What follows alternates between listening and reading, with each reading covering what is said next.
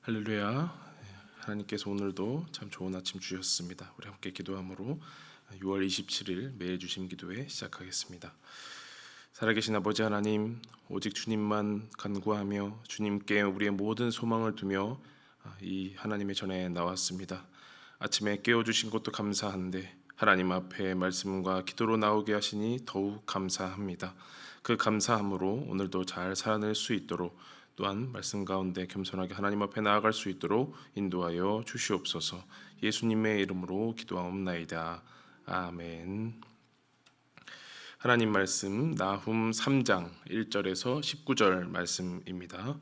나훔 3장 1절에서 19절 말씀 제가 봉독해 드리겠습니다.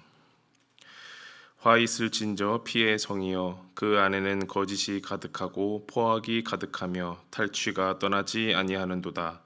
휙휙하는 채찍 소리, 윙윙하는 병거 바퀴 소리, 뛰는 말, 달리는 병거, 충돌하는 기병, 번쩍이는 칼, 번개 같은 창, 죽임당한 자의 때, 죽음의 큰 무더기, 무수한 시체여 사람이 그 시체에 걸려 넘어지니, 이는 마술에 능숙한 미모의 음녀가 많은 음행을 함이라.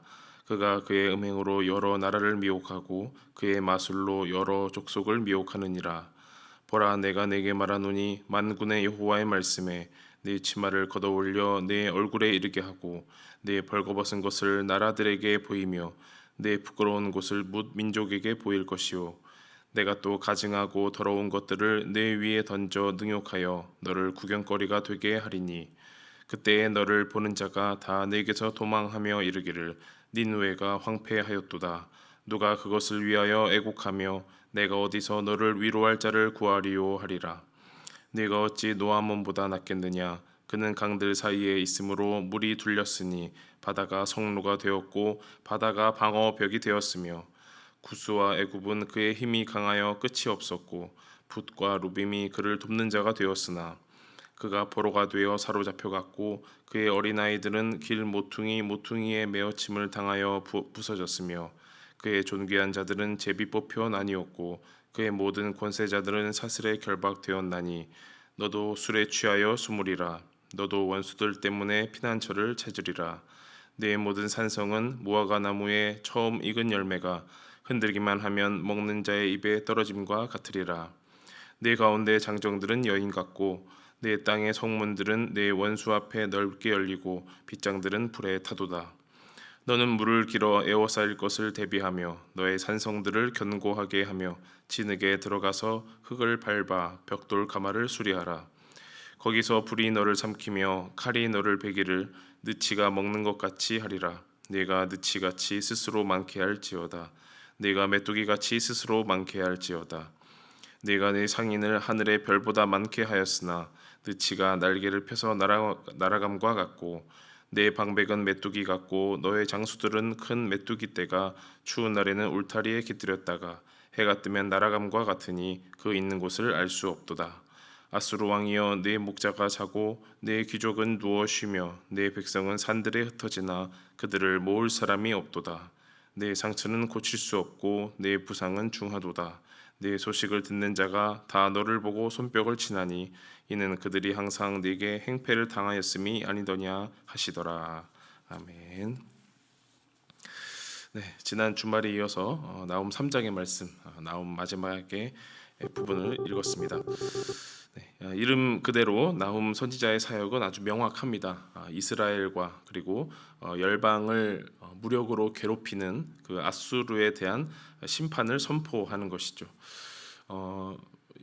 대예언자라고 해야 될까요? 대예언서를 쓴 이사야나 예레미야 같은 선지자들은 아수르, 바벨론, 블레셋, 애굽 등등 여러 나라에 대한 심판을 선포했습니다만, 나훔은 오직 아수르, 한 우물만 판 그런 선지자라고 볼 수가 있겠습니다. 분량이 비록 적어서 소예언서라고 우리가 말을 하지만 그 내용은 결코 가볍지 않습니다. 어느 성경보다도 아수르 그리고 니느웨에 대한 엄중한 심판의 말씀을 아주 적나라하고 또 시적으로 표현하기 때문입니다. 오늘 읽지는 않았지만요, 어제 본문인 나훔 3장 1절을 보면 파괴하는 자가 너를 치러 올라왔나니 너는 산성을 지키며 길을 파수하며 내 허리를 견고히 묶고 내 힘을 크게 굳게 할지어다 라고 나와 있습니다.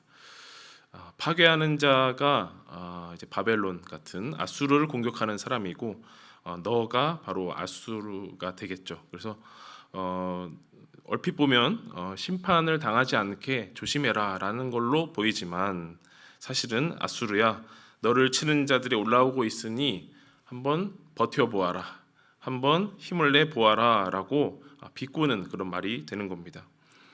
그리고 이어지는 그 말들을 보면 야곱의 영광은 회복시키겠고 니느웨는 공허하고 황폐할 것이다 라고 하면서 이스라엘에 대한 구원 그리고 아수르에 대한 심판의 말씀이 내려지는 것입니다. 누구나 궁금할 내용은 아니지만 이런 생각을 해봤습니다. 이러한 심판의 말씀은 언제 선포되었을까? 그리고 언제 쓰였을까라는 생각을 해봅니다. 정확한 연도를 저희가 알자는 게 아니고요. 아수르가 멸망하기 전에 이 나훔서가 이제 선포되었을까? 멸망한 후에 쓰였을까? 이제 그거를 생각해 봅니다. 만약에 멸망 후였다면 어떤 과정을 거쳤는지 다 이미 경험했기 때문에 그것을 잘 그 과정을 지켜본 사람이 거의 틀림없도록 잘 적었을 것이다라고 생각이 듭니다. 하지만 그것이 그러니까 사건을 다 지내고 난 다음에 쓰여졌다라고 하면 온전한 심판의 말씀 또 예언자의 말씀이라고 하기에는 좀 의심의 생각이 드는 거죠. 그럼 멸망 전 아수르가 멸망하기 전에 이 말씀이 선포되었다라고 생각한다면 역시 선지자답게 후에 일어날 일을 먼저 알고 선포했다라는 것이고, 그 예언이 성취되었기 때문에 나훔과 그의 선포가 이렇게 오늘 우리에게 주어진 말씀처럼 유효하게 진행되는 것이다라고 볼 수가 있겠습니다. 그래서 나훔서가 기록된 것은 우리가 당연히 멸망 전이다라고 여기는 것이 보편적인 생각입니다. 자, 그렇다고 한다면 니느웨를 향한 그 심판의 말씀이 선포되고 나훔의 목소리로 선포되고 그것이 실제로 아수르가 멸망해서 이루어지는, 우리가 어려운 말로 성취라고 하죠. 성취되기까지 그 상황을 가장 갈망하고 기다린 사람은 누구일까요? 아수르는 아니겠죠. 아수르와 관련된 여러 열방들, 아수르에게 피해를 본 여러 열방들도 그것을 들었다면 기대했겠지만 누구보다도 그 말씀을 직접 들은 유다 백성이 그 보복의 말씀, 그 심판의 말씀을 가장 기다렸다라고 생각할 수 있겠습니다. 그럼 그 나훔의 입을 통해서 선포되고 실제로 아수르가 멸망하기까지 그 심판과 성취, 그 말씀과 성취라는 그 간극을 어떻게 버틸 것인가라는 질문을 한번 해 보았습니다. 우리가 설교자가 설교를 하든 혹은 또 예언자가 예언의 말씀을 하든 그 어떤 말씀이 선포되고 난 다음에 그것이 실제 사건으로 이루어지기까지의 그 사이를 어떻게 버티냐라는 것이죠. 유다 백성은 나훔을 통하여서 대적 아수르가 멸망할 것이다라는 하나님의 말씀을 잘 들었습니다. 오늘 본문인데요, 3장 7절의 말씀을 보면은 그때에 너를 보는 자가 다 내게서 도망하며 이르기를 니느웨가 황폐하였도다. 누가 그것을 위하여 애곡하며 내가 어디서 너를 위로할 자를 구하리오 하리라. 위로할 자가 없다라는 거죠. 니느웨가 황폐할 것이다라는 것입니다. 이어서 10절 말씀도 한번 읽겠습니다. 내 상처는 고칠 수 없고 내 부상은 중하도다. 내 소식을 듣는 자가 다 너를 보고 손뼉을 치나니 이는 그들이 항상 내게 행패를 당하였음이 아니더냐 하시니라. 유다 백성은 니느웨가 황폐해지리라 라는 그 말씀을 듣고 얼마나 기대를 했을까요? 그것이 꼭 이루어지면 좋겠다라고 얼마나 기대를 했을까요? 기대도 하고 기도도 했을 것입니다. 그런데 그것은 하루가 될 수도 있고 1년이 될 수도 있고 10년, 100년이 될 수도 있는 도무지 우리가 알아차릴 수 없는 긴 시간이라는 겁니다. 게다가 몇 월 며칠에 유다야 네 손으로 심판하여라 이것도 아니고요. 내 손으로 심판하는 것도 아니니 하나님께서 제3의 나라를 들어서 그렇게 심판할 거다라고 약간 이 함축적인 의미로 파괴하는 자여라고 하면서 이렇게 표현을 하게 되는 건데요. 그러니까 유다 백성에게는 니느웨가 멸망당하는 것이 이렇게 그 카운트다운을 선포하는 것도 아니고요. 이렇게 크게 체감하지 못했을 것이다라는 생각이 드는 겁니다. 제가 여러분과 함께 이런 궁금증을 던지는 이유는 피의 성, 오늘 3장 1절의 말씀이죠. 피의 성이라 일컬음을 받는 거짓이 가득하고 포악이 가득하고 탈취가 떠나지 않는 이 니느웨 성이 심판받을 것이다 라는 그 말씀을 들은 백성들이 심판의 성취 전까지 가져야 할 마음이 중요하다라고 여겼기 때문입니다. 심판, 그 말씀과 성취 그 사이의 간극에 지녀야 할 그 마음이라는 건데요. 나훔 선지자가 선포한 말씀은 다 성취되었습니다. 아수르가 멸망하면서 다 성취되었으니까 끝 아닌가라고 이 짧은 예언의 말씀을 우리가 휙 넘어가기 쉬운데요. 우리가 그 실제 상황에 처한 그 백성들의 마음을 한번 공감해 보자라는 겁니다. 말씀과 성취 그 사이를 살아가는 백성들의 마음을 두 가지로 정리를 좀 해보겠는데요. 첫째로는 하나님의 말씀은 반드시 이루어진다라는 마음을 가지고 있습니다. 유다 백성은 스스로를 향한 말씀이든 또 주변을 향한 열방을 향한 말씀이든 하나님의 심판과 구원은 꼭 이루어진다라는 그 믿음을 가지고 있었습니다. 물론 약간 반대 케이스가 있었습니다. 거국적인 회개로 말미암아 이 느느웨가 용서받은 사건, 요나서를 통해 우리가 잘 알고 있지요. 그렇게 하나님께서는 심판을 돌이키시기도 하지만 결국에는 그 일시적인 회개 후에 니느웨가 심판받는다는 것을 우리가 알고 결국 심판과 구원의 말씀을 받았으면 우리가 포기하지 않고 버티면서 그날이 오기까지 믿음으로 기다려야 한다라는 것을 우리가 알 수 있겠습니다. 혹 나의 때에 이루어지지 않더라도 나의 자녀의 때에 그리고 하나님의 때에 그 말씀이 이루어질 것이다, 성취될 것이다 라는 그런 믿음, 그 믿음이 유산이 되어서 여러분의 가정 가운데 계속해서 꼭 남겨지기를 소망합니다. 하나님의 말씀이 반드시 이루어지리라 라는 그 믿음은 구약 성경뿐만 아니라 신약 성경에서도 우리가 잘 알 수 있습니다. 신약 성경의 마리아를 통해서 알 수 있는데요. 어떤 마리아일까요? 마리아라는 이름은 굉장히 흔한 이름이었다고 하는데요. 여러 마리아 중에서 예수님의 어머니 마리아를 한번 보려고 합니다. 처녀였던 마리아가 아들을 낳을 것이다 라는 그 천사의 예언을 듣고 너무 어이가 없었죠. 그래서 나는 남자를 알지 못하니 어찌 이 일이 내게 있겠습니까? 라고 반문을 했습니다. 그러자 천사가 성령이 너에게 임하시고 지극히 높으신 이의 능력이 너에게 임할 것이니 하나님의 모든 말씀은 능치 못함이 없다라고 천사가 말을 한 거죠. 그럴 때의 마리아의 말이 참 감동적입니다. 누가복음 1장 38절의 말씀인데요. 주의 여종이 오니 말씀대로 내게 이루어지이다. 주의 여종이 오니 말씀대로 내게 이루어지이다라고 대답했다라는 겁니다.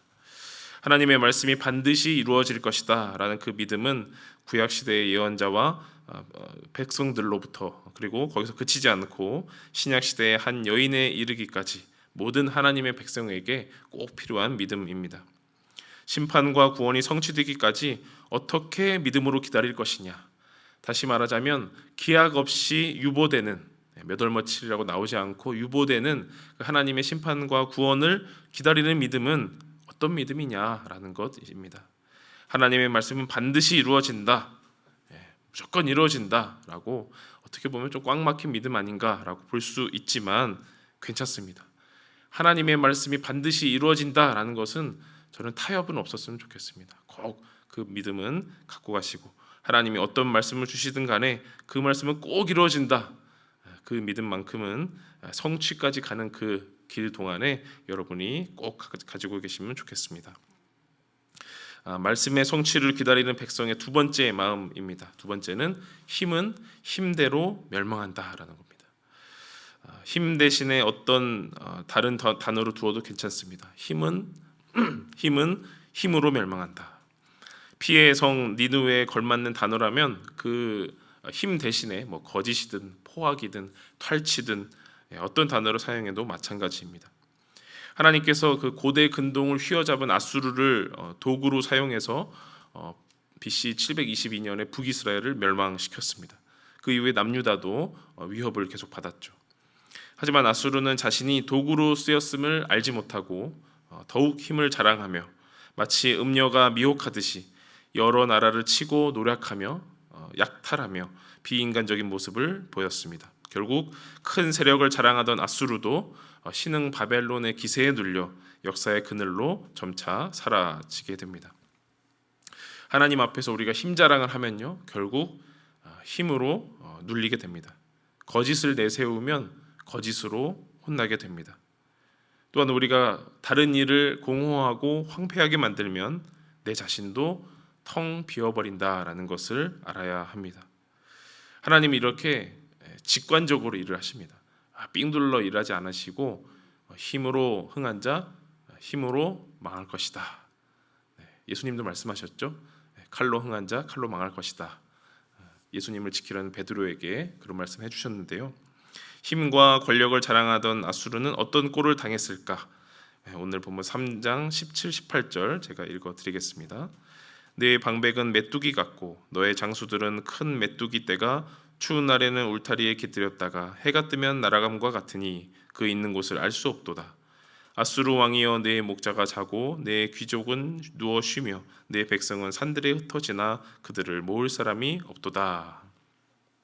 아수르가 얼마나 자랑을 했을까요? 힘 있는 장수를 자랑하고 수많은 방백을 자랑했던 그 아수르가 이제는 그들이 다 흩어져 버리고 모으지를 못해서 힘을 잃어버린다라는 그 말씀입니다. 장수를 메뚜기에 비유한다는 그 자체가 바로 아수르의 힘을 비꼬는 그런 말씀이라고 볼 수가 있겠습니다. 우리도 가정과 교회와 일터에서 내가 가진 힘과 또 지식을 자랑할 때가 분명 있을 겁니다. 그럴 때마다 기억하면 좋겠습니다. 내가 자랑하는 것으로 내가 멸망할 수 있다. 그러니 우리는 하나님 앞에 늘 겸손해야 한다라는 것을 기억하면 좋겠습니다. 구원받은 백성이라고 먼저 믿었다고 신앙의 연수가 오래되었다고 그것을 자랑하고 힘으로 삼는 순간 우리는 하나님의 심판의 도구가 될 수 있다라는 것입니다. 지금까지 쌓았던 부와 명예가 도리어 나에게 칼이 되어 돌아올 수도 있다라는 겁니다. 니느웨의 멸망을 우리가 직접적으로 접하면서 멸망까지 간 이스라엘 백성을 봅니다. 그리고 말씀을 통해서 그 심판을 간접적으로 경험하는 우리는 겸손과 자기 부인과 회개의 길이라는 그 하나님이 원하시는 길, 겸손한 길을 오늘도 꼭 명심하며 함께 걸어가면 좋겠습니다. 기도하겠습니다. 살아계신 하나님, 진정 살아계셔서 말씀을 반드시 이루시고 사람의 겸손을 매 순간 지켜보심을 우리가 믿습니다. 말씀을 통한 간접 경험으로 오늘도 겸손하게 하나님의 말씀을 마음에 새깁니다. 부디 우리가 자랑하는 것을 다시 한번 돌아보게 하시고 그 안에 주어진 하나님의 뜻을 생각하게 하옵소서. 매일 버티며 기도하는 제목들도 있습니다. 우리를 긍휼히 여겨주셔서 반드시 성취되는 하나님의 말씀을 온전히 받고 믿음으로 기다리는 힘도 더하여 주시옵소서. 예수님의 이름으로 기도하옵나이다. 아멘.